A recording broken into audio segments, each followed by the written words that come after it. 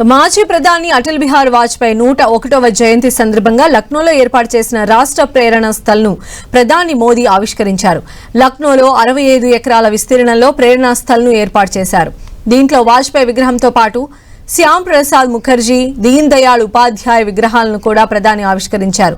ఈ 3 విగ్రహాల ఎత్తు 65 అడుగులు కావడం విశేషం. ఈ కార్యక్రమంలో యూపీ సీఎం యోగి ఆదిత్యనాథ్, రక్షణ మంత్రి రాజ్నాథ్ సింగ్ ఉన్నారు. అనంతరం ప్రేరణ స్థల్లో ఏర్పాటు చేసిన మ్యూజియంను సందర్శించారు ప్రధాని మోదీ.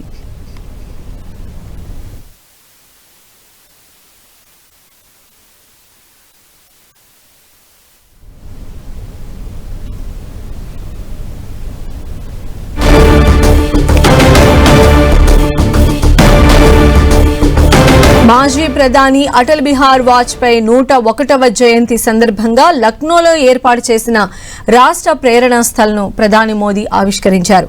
లక్నోలో 65 ఎకరాల విస్తీర్ణంలో ప్రేరణ స్థల్ను ఏర్పాటు చేశారు.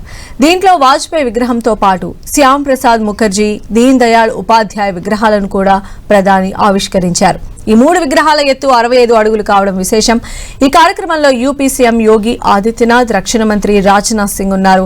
అనంతరం ప్రేరణ స్థల్లో ఏర్పాటు చేసిన మ్యూజియంను సందర్శించారు ప్రధాని మోదీ.